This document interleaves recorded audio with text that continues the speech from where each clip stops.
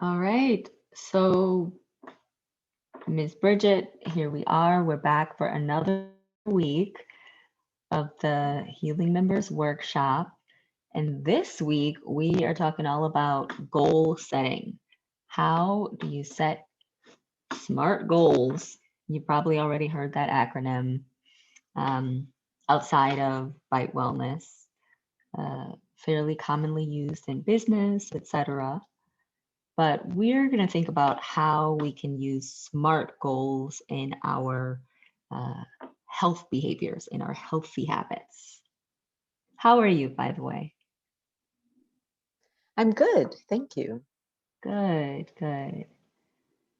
Okay. So let's jump right into it. Thinking about goal setting, we are at that point, maybe 90 plus days into the new year, where people they set New Year's resolutions and then they've sort of fallen off the wagon. And we're at that place where we we get to decide. It's an amazing turning point. We decide, do we continue walking along off the wagon or do we jump back up on there and set a new goal? Except this time around, wouldn't it be great if we set ourselves up for success? Miss Bridget, do you have a New Year's resolution that you've been following? So I'm just going to say that I purposely do not set New Year's resolutions, but I set Interesting. goals. Yeah, I set goals throughout the year. So I set a um, workout goal to become more fit and to be Uh, stronger. And in doing that, I've used a couple of different exercise techniques or modalities to okay. achieve that. And um, so I purposely have not set New Year's resolutions. Okay. I like that. I really like that mentality. I'm just going to stop sharing for a second. It sounds like what you just said there is, look, I don't have to wait until December 31st to push myself to be better. I can decide whenever I want throughout the year Right. to work more for me or work smarter or right, just adopt healthy habits to reach whatever your goals are. So can you share any more details of that workout goal? Right, the idea was, well, let's just work out a little bit more, and you're doing a bunch of different types of workouts. Does it get any more specific than that?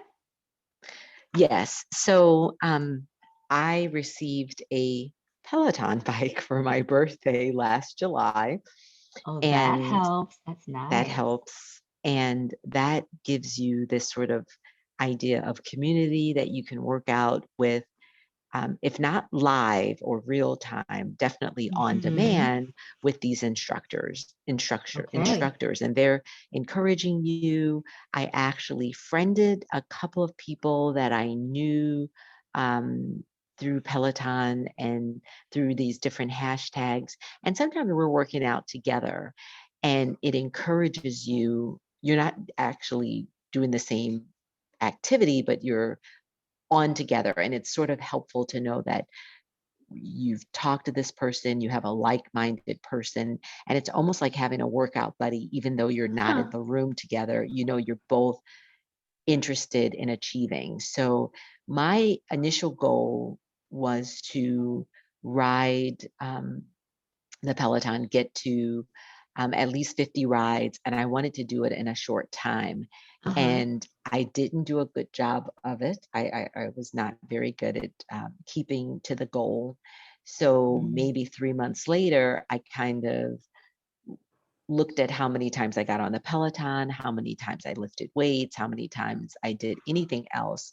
And I said, you know what, I have to keep a journal. And I have a journal through mostly my digital recording media, right? So your Garmin watch or your sports watch Right. records, I kind of use it to record everything that I do. So I was able to go back and I actually made a chart and I said, you know what, I'm not nearly doing enough to Mm-hmm. achieve some of the personal goals. And of course, that's always how you look and how you feel, as well as I had some sports minded goals, the goal to get back to running and becoming stronger. Mm-hmm. And I realized when I worked out more consistently, I slept better and I didn't eat Interesting. as much. And so then the hope, and then I felt more energized later that day, Hmm. even if I worked out early in the morning. So Yeah. interestingly, before um, so after the new year, I said, Mm-hmm. I'm just going to keep a journal, and I made columns on this in this journal of every time Mm-hmm. I biked and how many minutes and how many miles, every time I ran, how many minutes, how many miles, and every time I lifted weights.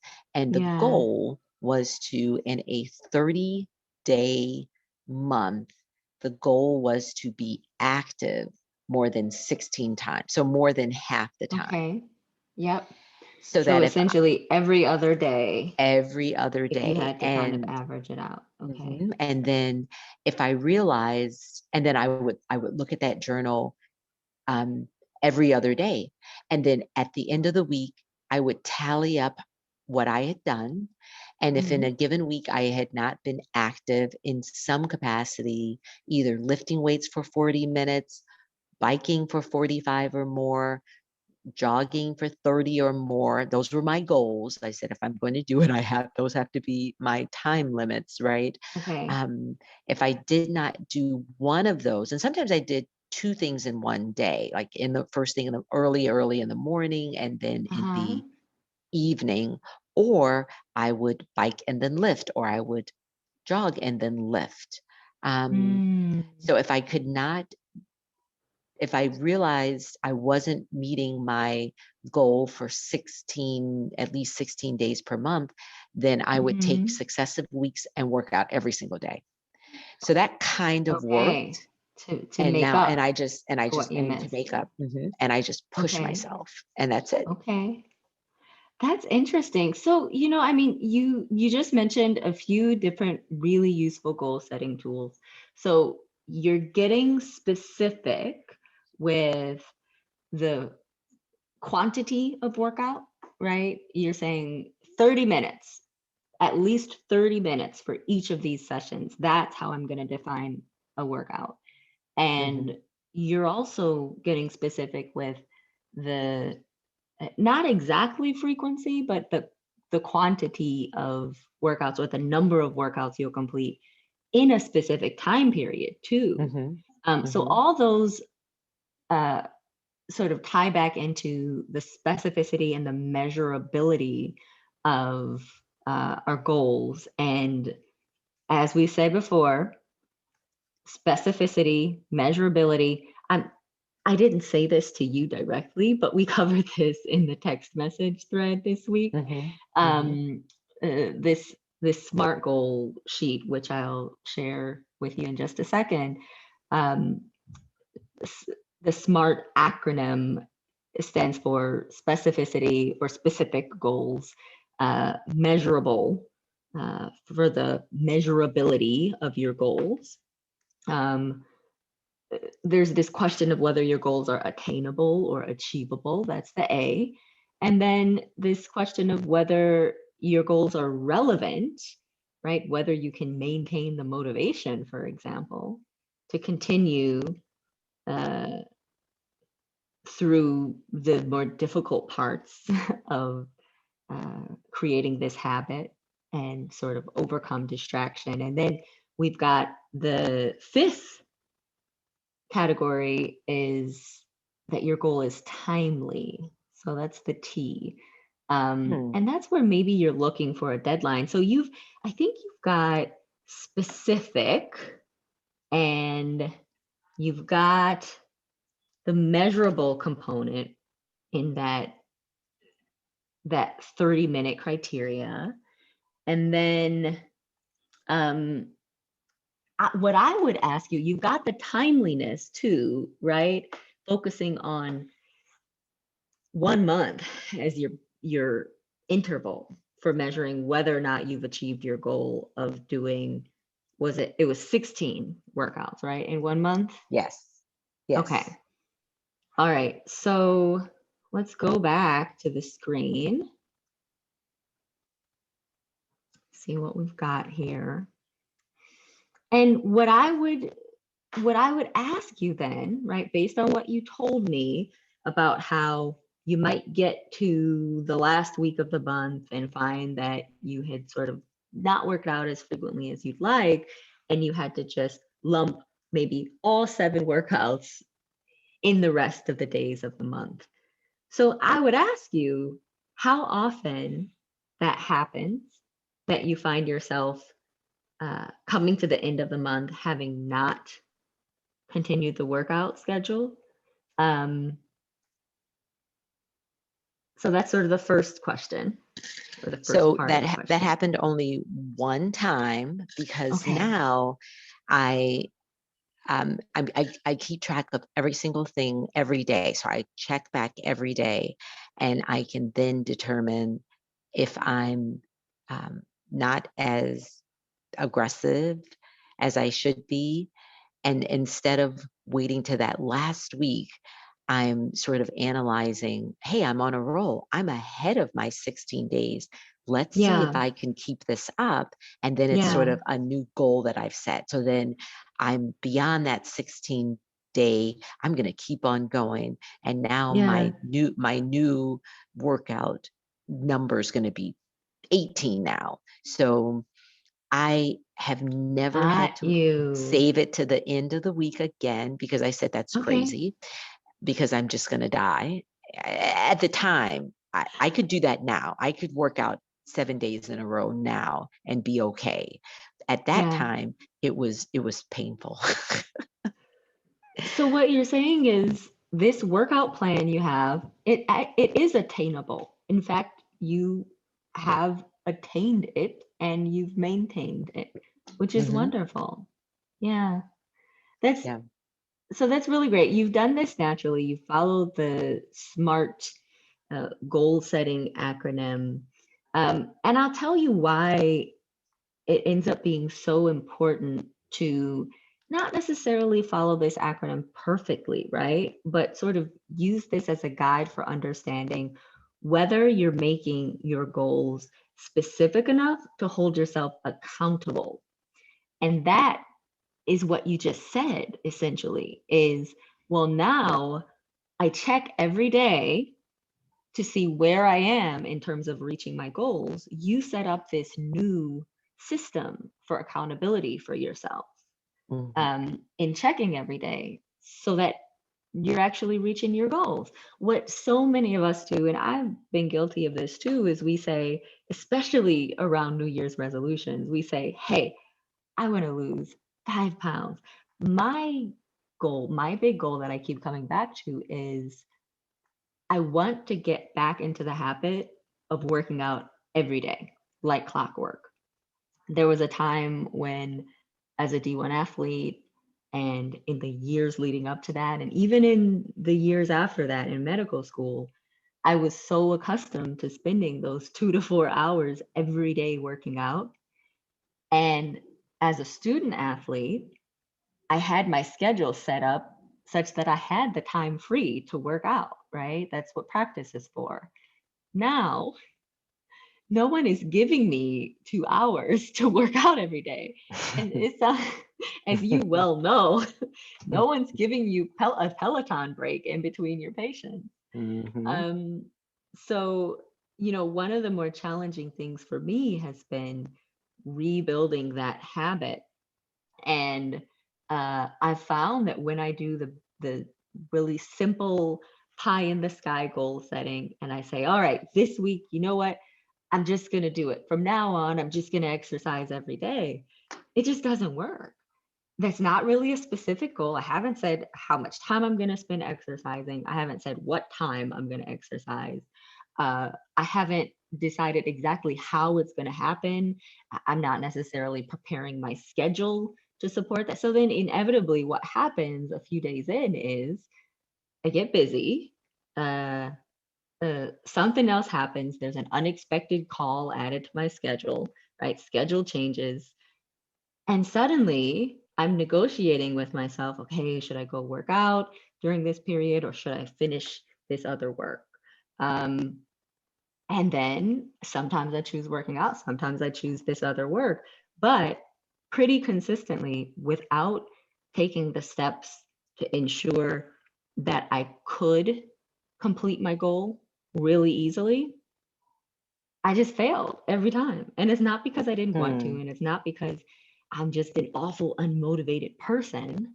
All those things that we say to ourselves, that negative self talk, it's that I didn't set myself up to make myself accountable, number one. But then the Hmm. second piece really has to do with environmental design.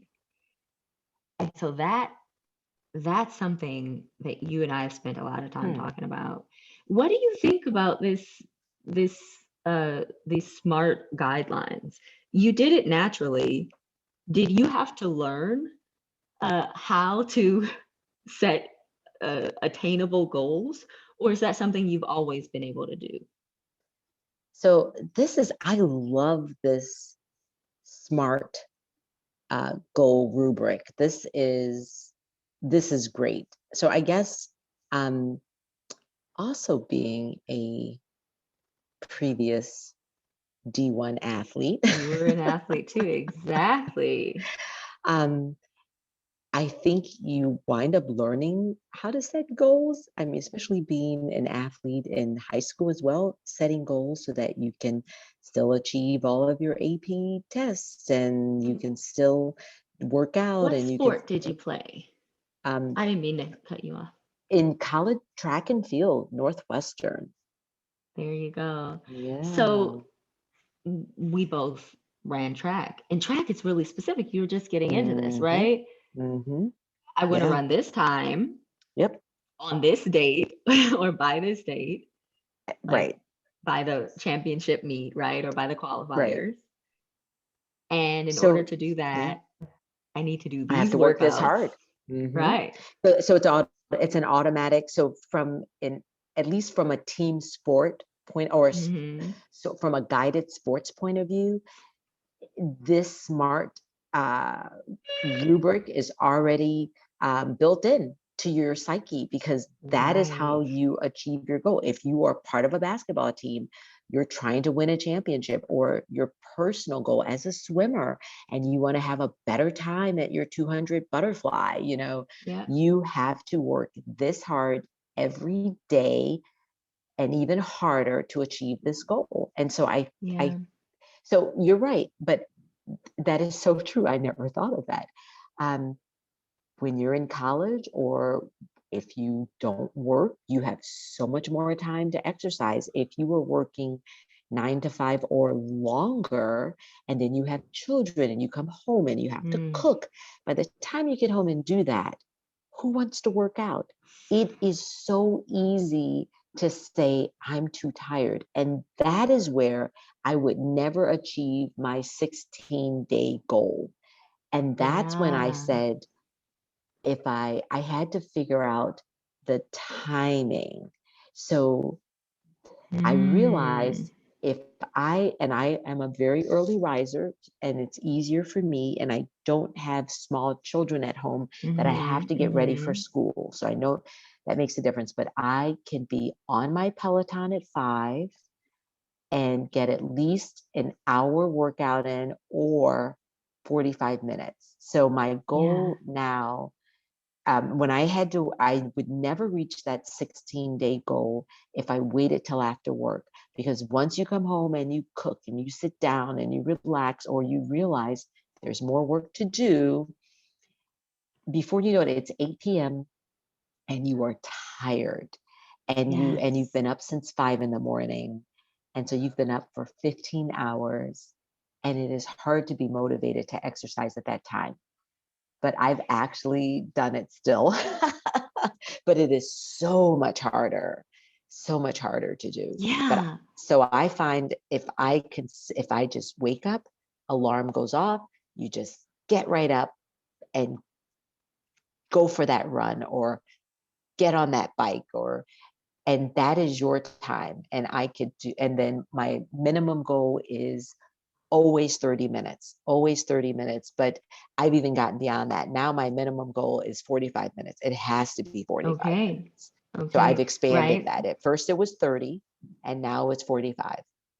Going back to the measurability, you Mm-hmm, are mm-hmm. still challenging yourself with Yes. making your workouts or making yourself accountable to Yes. yourself, right? Like, Mm-hmm. does this even Yes. qualify as a workout? I don't get to just go downstairs and stretch and call it a workout. Some Mm-hmm. people might set up Yeah. that goal for themselves where Mm-hmm. just walking to the workout room or walking to the bike, sometimes you just have to ease yourself into it. I'm just going to get up, I'm going to sit there, or I'm going to just go to the gym, just get myself accustomed to that habit depending on where people are in their journey. Right.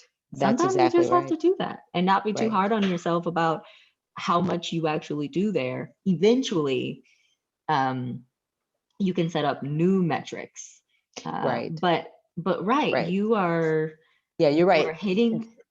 And it's where you are on your journey. So I don't want you to think that I'm being elitist, or I mean, this is me No, no. exercising for years. But you're right, there are people who've never really exercised, so their goal may be to walk around their house Yeah, 150, not 100. Why did I say 100? That's crazy.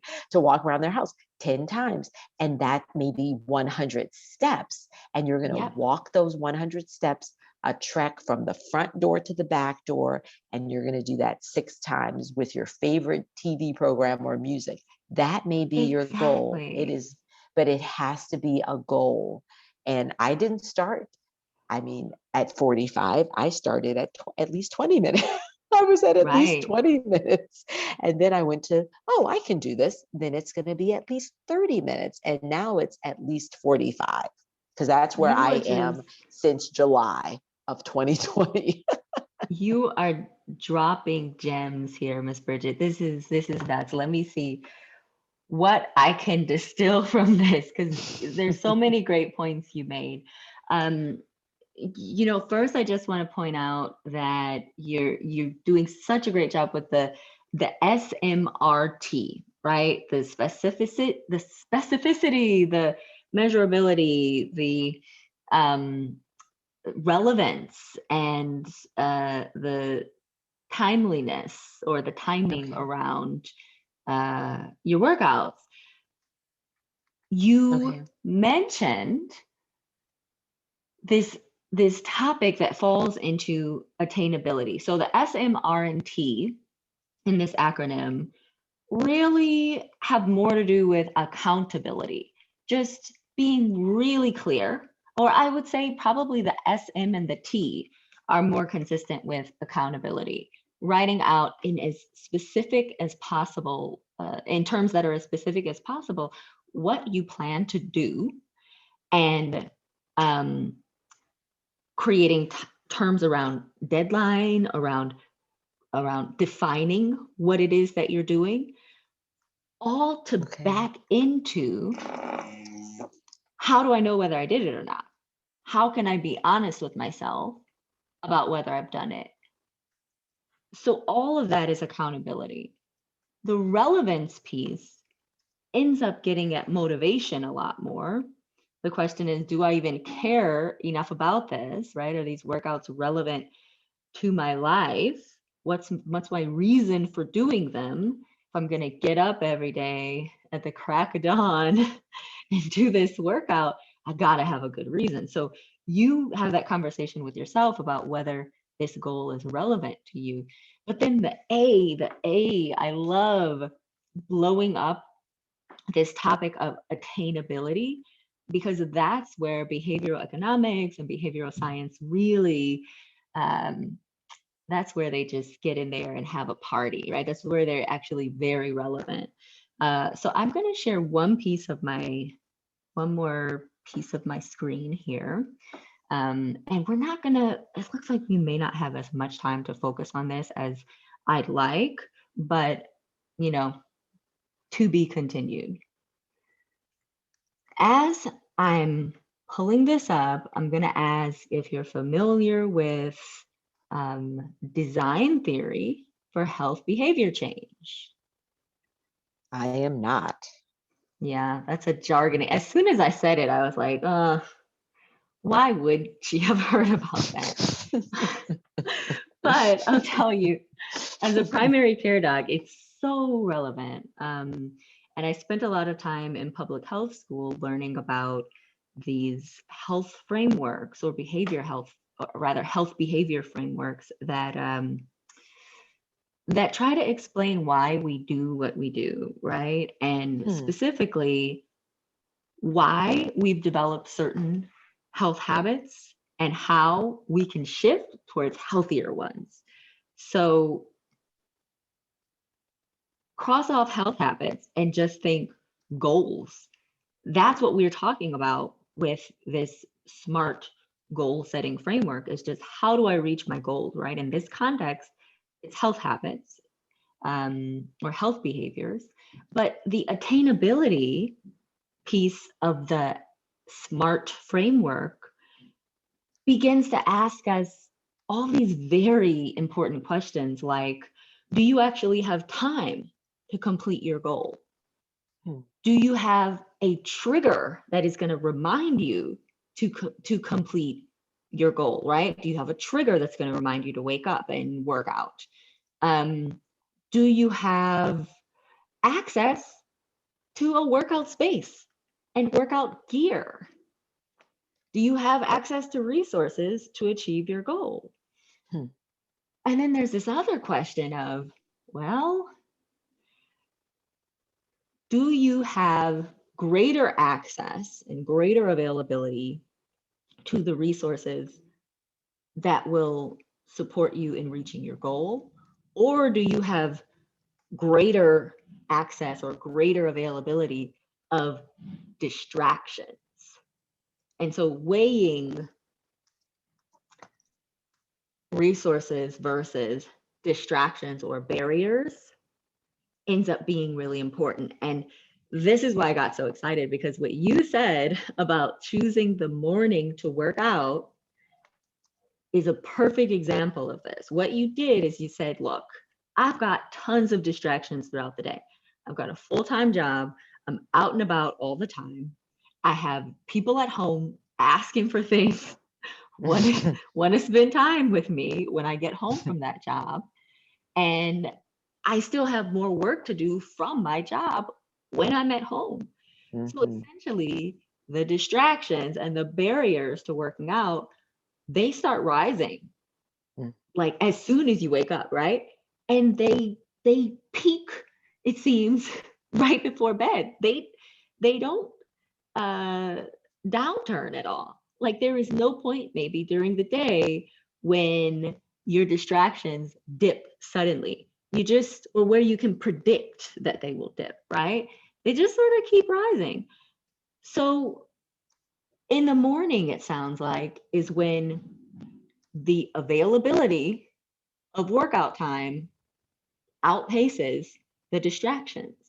And in your mind, that's when you've realized, hey, that's when I got to work out. If it's going to happen at any time, that's when it is. And so then you set your trigger, even if it's just an internal trigger or an internal prompt, which is I'm going to wake up in the morning and this is what I do in the morning. That's the calculation I've been making for myself. And that's what really moves the needle when we're talking about changing our habits and shifting towards healthier habits. It's being honest with ourselves about when we're even able to do the things we want to do, right? Are our environments set up to let us do those things? Sometimes they're just not. And then you have to figure out how to shift your environment. But the first question is really, where in my environment and when in my environment is there space for me to do this thing that I want to do, achieve my goals. And so I've got um, this set of lines here, right? This graph Mhm, shared on the screen, mhm, because there are a bunch of different folks who have tried to explain uh, how health behaviors manifest and how we can shift them. But there is this behavior scientist out in California, out in Stanford, who's done a really good job, I think, of kind of dumbing down the concepts so that all of us can understand them really easily. And so you don't have to have studied behavioral science in order to get it. So basically, what he says is look, and his name is BJ Fogg, which is why you see Fogg here and a B there. He's like, your likelihood of doing the thing has as much to do, it includes multiple factors. It includes motivation, it includes ability, whether the thing is easy or hard to do. And then it requires a prompt. So whether that prompt is an alarm, whether it's something that happens during the day that triggers you, uh, every day at lunch, I'm going to walk around my block, around the office, and that's my exercise. So lunch comes, and then I'm taking that walk. That could be a trigger or a prompt. But what we were just talking about, so all of this falls under the attainable section, by the way, of the SMART goals, that A section of the SMART. And what we were just talking about with sort of balancing the distractions and barriers against the available opportunities to achieve your goal, that's down here at ability. So what you were saying was, hey, it's easiest for me to work out, jump on the Peloton in the morning. It's hardest later at night and throughout the day. So, you know what? I'm going to choose the morning.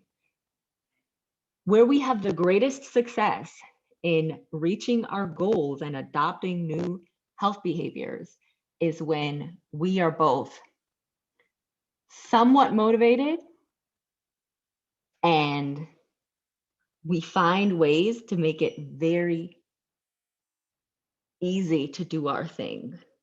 Sorry about that. I just heard a beeping. Are you still with me, Miss Bridget? Yes, that was me beeping. I'm so sorry. Oh, okay. That's so funny. Okay. That sounded really present. It's good audio over this webinar. Um, okay.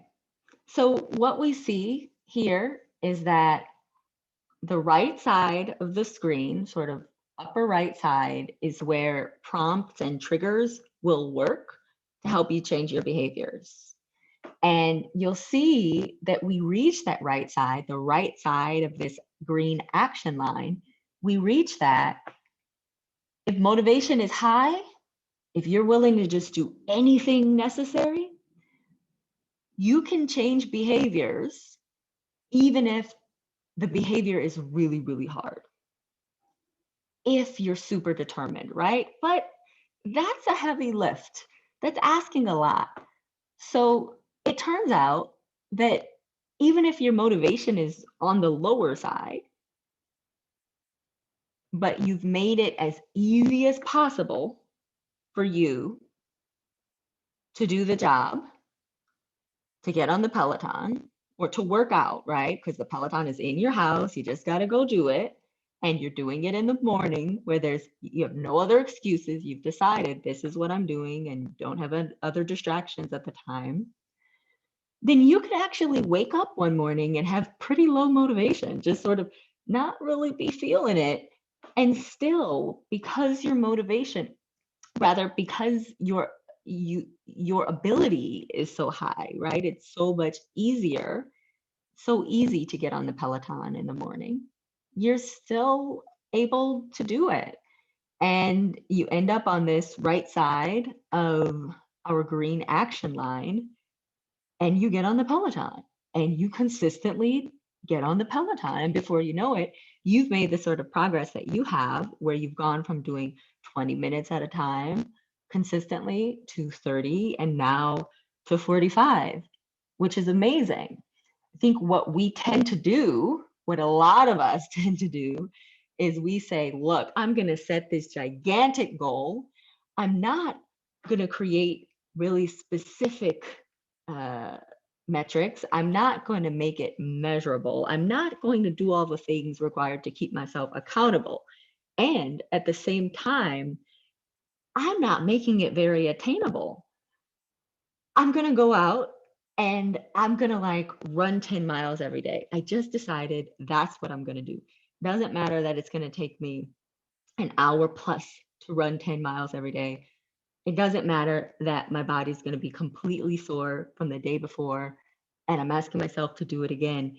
It doesn't matter that I don't have time in my day to run 10 miles. I'm just going to do that. And then it turns out that's a really hard thing to do because I haven't set up my environment to support it. And my motivation has got to be through the roof.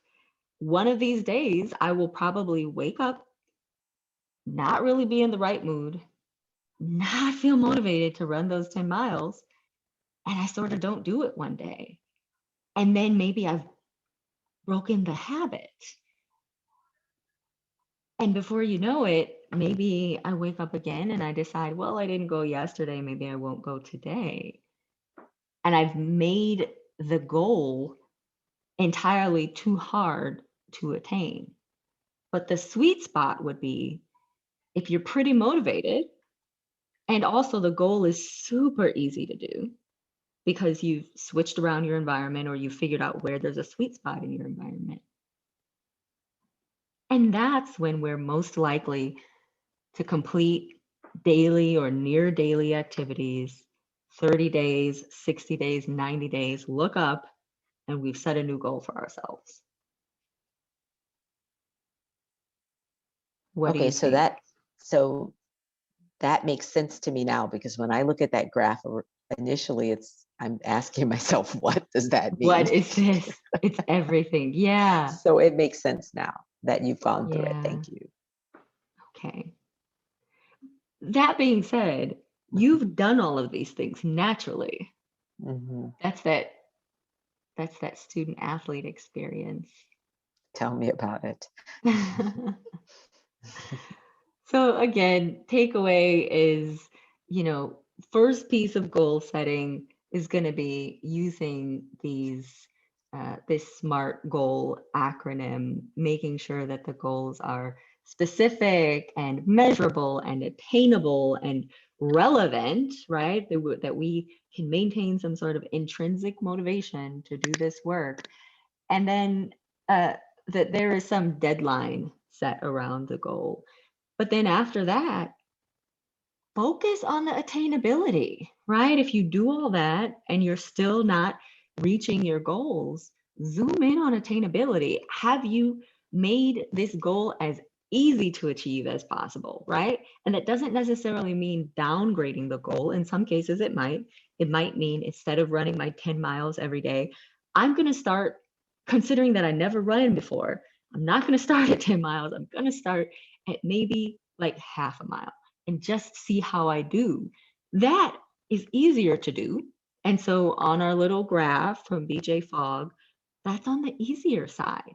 That's far out to the right where I might not have to be super motivated. I don't have to be some type of superwoman to go out and run that half mile because I've kind of made it easier for myself.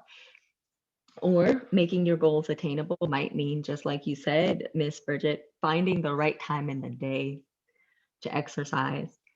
What's really common for folks is with eating, trying to stay away from certain types of food, trying to increase more veggies in their diet, trying to cut back on sugar, for example.